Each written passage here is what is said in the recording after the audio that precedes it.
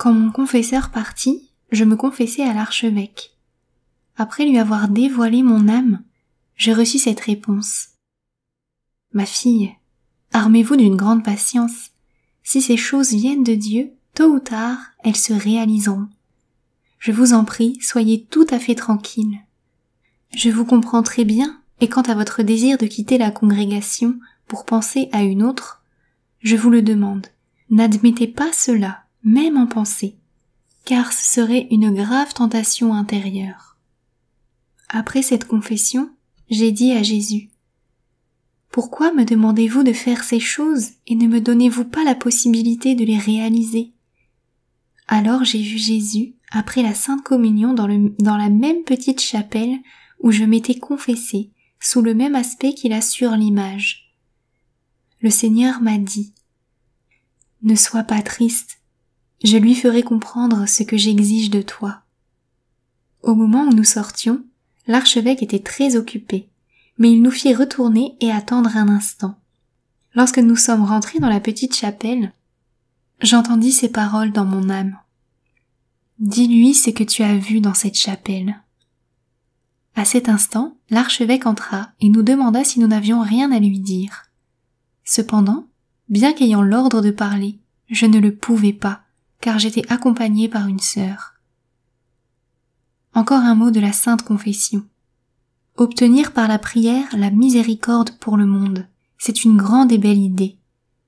Priez beaucoup la miséricorde divine pour les pécheurs, ma sœur, mais faites-le dans votre propre couvent. Le lendemain, vendredi 13 septembre 1935. Le soir, quand j'étais dans ma cellule, j'ai vu un ange, l'exécuteur de la colère de Dieu. Il était en robe claire, la face rayonnante, une nuée sous les pieds, et de cette nuée sortait la foudre et des éclairs qu'il lançait de sa main sur la terre. Lorsque je vis le signe de la colère de Dieu qui devait frapper la terre, et surtout un certain endroit, qu'évidemment je ne puis nommer, j'ai commencé à prier l'ange pour qu'il s'arrête quelques instants, lui disant que le monde allait faire pénitence. Mais ma prière n'était rien devant la colère de Dieu. À ce moment, j'ai aperçu la très sainte Trinité. La grandeur de sa majesté me pénétra jusqu'au fond de l'âme, et je n'osais plus répéter mes supplications. Au même instant, je sentis en mon âme la force de la grâce de Jésus qui habite mon âme.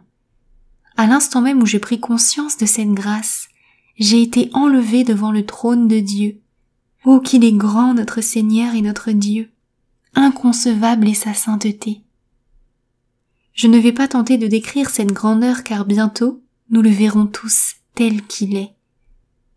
J'ai commencé à supplier Dieu pour le monde par des paroles entendues intérieurement. Alors que je priais ainsi, j'ai vu l'impuissance de l'ange qui ne pouvait accomplir la juste punition qui revient de plein droit au péché. Je n'avais jamais encore prié avec tant de force intérieure. Voilà les paroles par lesquelles je suppliais Dieu. Père éternel, je vous offre le corps, le sang, l'âme et la divinité de votre très doux Fils, notre Seigneur Jésus-Christ, pour nos péchés et ceux du monde entier. Par sa douloureuse passion, soyez-nous miséricordieux. Le lendemain, en entrant dans la chapelle, j'ai entendu intérieurement ces paroles. Chaque fois que tu entres à la chapelle, récite tout de suite la prière que je t'ai apprise hier. Lorsque j'ai récité cette prière, j'entendis. Cette prière doit apaiser ma colère. Tu vas la réciter pendant 9 jours, sur un chapelet, de la manière suivante. D'abord tu diras un pater, un ave, et le je crois en Dieu. Puis, sur les grains du pater, tu vas dire les mots suivants. Père éternel, je vous offre le corps, le sang, l'âme et la divinité de votre Fils bien-aimé, notre Seigneur Jésus-Christ, pour implorer de vous le pardon de nos péchés et de ceux du monde entier. Sur les grains de l'Ave Maria, tu diras « Par sa douloureuse passion, ayez pitié de nous et du monde entier. » À la fin, tu réciteras 3 fois ces paroles. Dieu saint, Dieu fort, Saint immortel, ayez pitié de nous et du monde entier. Le silence est un glaive dans le combat spirituel. Une âme bavarde n'arrivera jamais à la sainteté. Le glaive du silence coupera tout ce qui voudrait s'accrocher à l'âme. Nous sommes tous vulnérables en ce qui concerne la parole. Nous voulons immédiatement répondre sans nous demander si c'est la volonté de Dieu pour nous de parler. L'âme silencieuse est forte. Si elle persévère dans le silence, aucune contrariété ne la touchera. L'âme silencieuse est capable de s'unir à Dieu de la façon la plus profonde. Elle vit presque toujours sous l'inspiration de l'Esprit Saint. Dans l'âme silencieuse, Dieu agit sans rencontrer d'obstacles. Ô mon Jésus, vous seul savez que mon cœur n'a pas d'autre amour que vous. Mon amour virginal s'est abîmé en vous, ô Jésus, pour l'éternité. Je sens bien votre sang divin circuler dans mon cœur, et nul doute qu'avec votre très saint sang ne soit entré en lui votre amour le plus pur. Je sens que vous demeurez en moi, avec le Père et l'Esprit Saint. Ou plutôt je sens que c'est moi qui vis en vous, ô Dieu insondable. Je sens que je me perds en vous comme une goutte d'eau dans l'océan. Je sens que vous êtes en moi et hors de moi. Je sens que vous êtes dans tout ce qui m'environne, dans tout ce qui m'arrive. Ô mon Dieu, je vous ai connu à l'intérieur de mon cœur et je vous aime par-dessus tout ce qui existe sur la terre ou au ciel. Nos cœurs se comprennent mutuellement. Personne ne comprendra cela. Ma seconde confession à l'archevêque. Sachez, ma fille, que si c'est la volonté de Dieu, cela se réalisera tôt ou tard, car la volonté de Dieu doit être accomplie. Aimez Dieu, dans votre cœur, ayez, la pensée est interrompue. 29 octobre, fête de Saint Michel Archange. Je suis unie intérieurement à Dieu, sa présence me pénètre jusqu'au fond de moi-même, et elle me remplit de paix, de joie et de stupéfaction. Après de tels moments d'oraison, je suis remplie de force et d'un singulier courage pour souffrir et combattre. Rien ne m'effraie, même si le monde entier était contre moi. Toutes les contrariétés ne touchent que la surface, elles n'atteignent pas les profondeurs, car Dieu y demeure. Il me fortifie, il me remplit. Tous les pièges de l'ennemi se brisent à ses pieds. En ces moments d'union, Dieu me soutient de sa puissance. Cette puissance se communique à moi et elle me rend capable de l'aimer. L'âme n'arrive jamais à cet état par ses propres efforts. Au commencement de cette grâce intérieure, la peur me remplissait et j'ai commencé à y céder. Mais le Seigneur me fit rapidement comprendre à quel point cela lui déplaisait. C'est aussi lui seul qui me donne la paix. Presque chaque solennité de la Sainte Église me donne une plus profonde connaissance de Dieu et une grâce particulière. C'est pourquoi je me prépare à chaque fête en étroite union à l'esprit de l'Église. Quelle joie d'être une fidèle enfant de l'Église! Oh, comme j'aime la Sainte Église et tous ceux qui en font partie. Je les considère comme les membres vivants du Christ, qui est leur tête. Je brûle d'amour avec eux qui aiment, je souffre avec eux qui souffrent. La douleur me consume à la vue des âmes froides et ingrates. Alors je tâche d'avoir un tel amour de Dieu qu'il puisse réparer pour ceux qui ne l'aiment pas, qui n'ont pour leur sauveur qu'une noire ingratitude. Ô mon Dieu, je suis consciente de ma mission dans la Sainte Église. Mon incessant effort doit être la prière pour obtenir la miséricorde pour le monde. Je m'unis étroitement à Jésus et je me tiens devant lui, comme une offrande suppliante pour le monde. Dieu ne me refusera rien si je le supplie par la voix de son Fils. Mon offrande n'est rien en elle-même, mais lorsque je l'unis au sacrifice de Jésus-Christ, elle devient toute puissante et elle peut fléchir la colère divine. Dieu nous aime dans son Fils. La douloureuse passion du Fils de Dieu et ce qui ne cesse de tempérer la colère de Dieu. Ô mon Dieu, comme je désire que les âmes sachent que vous les avez créées à cause de votre amour inconcevable. Ô mon Créateur et mon Seigneur, je sens que j'écarterai le voile du ciel pour que la terre ne doute pas de votre bonté. Faites de moi, Jésus, une offrande agréable et pure devant la face du Père. Jésus, transformez-moi en vous, car vous pouvez tout, et rendez-moi à votre Père éternel. Je désire devenir une hostie expiatoire devant vous et devant les hommes. Je désire que le parfum de mon offrande ne soit connu que de vous. Ô Dieu éternel, un feu inextinguible brûle en moi, implorant votre miséricorde. Je sais et je comprends que c'est mon devoir ici-bas et pour l'éternité. Vous m'avez vous-même fait parler de cette grande miséricorde et de votre bonté. Un jour, j'ai compris combien déplaît à Dieu une action qui peut paraître très louable, mais qui n'est pas inspirée par une intention pure. Ces actions portent Dieu à punir plutôt qu'à récompenser. Qu'il y en ait le moins possible. Et même dans la vie religieuse, il ne devrait pas y en avoir du tout. J'accepte la joie ou la souffrance, la louange ou l'humiliation, dans la même disposition d'esprit. Je sais que les unes et les autres sont passagères, que m'importe ce qu'on dit de moi.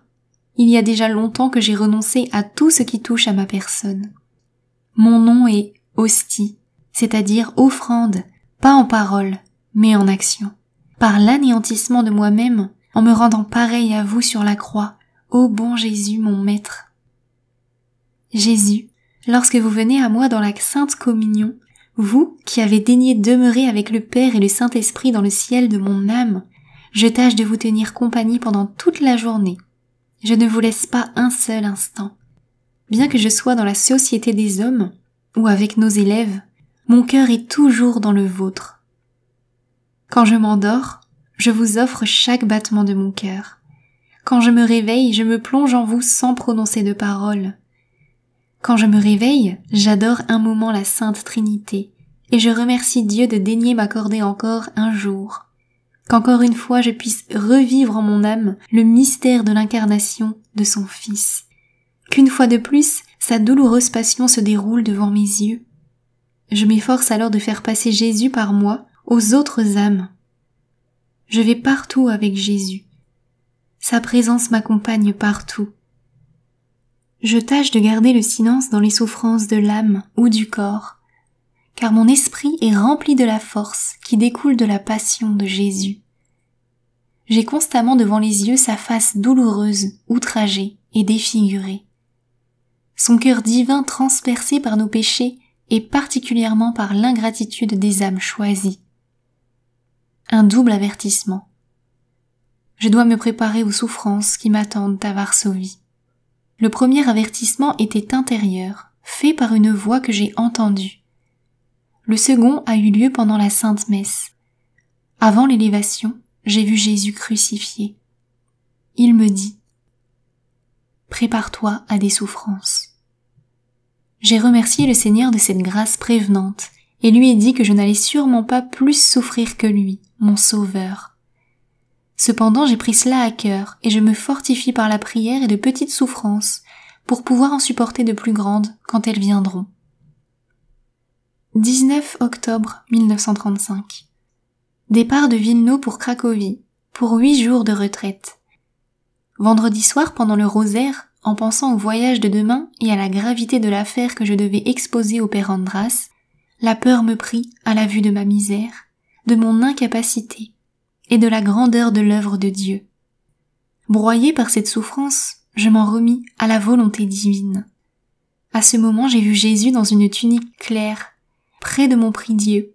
Il me dit « Pourquoi as-tu peur d'accomplir ma volonté ? Est-ce que je ne vais pas t'aider comme je l'ai fait jusqu'à présent ? Répète chacune de mes exigences à ceux qui me remplacent sur la terre et fais seulement ce qu'ils t'ordonneront. » À l'instant, une grande force envahit mon âme. Le lendemain, j'ai vu mon ange gardien qui m'a accompagné pendant le voyage jusqu'à Varsovie. Quand nous sommes entrés par la porte du couvent, il disparut. En passant près d'une petite chapelle pour aller saluer nos supérieurs, la présence de Dieu s'empara de moi, et le Seigneur me remplit du feu de son amour. En de pareils moments, je reconnais toujours mieux la grandeur de sa majesté. À Varsovie, nous avons pris place dans le train pour Cracovie, et j'ai de nouveau vu mon ange gardien près de moi. Il priait en contemplant Dieu. Ma pensée l'a suivi. Et quand nous sommes entrés au couvent, il disparut. À mon entrée dans la chapelle, à nouveau, la majesté de Dieu s'empara de moi. Je me sentais plongée en Dieu, complètement submergée et pénétrée par lui.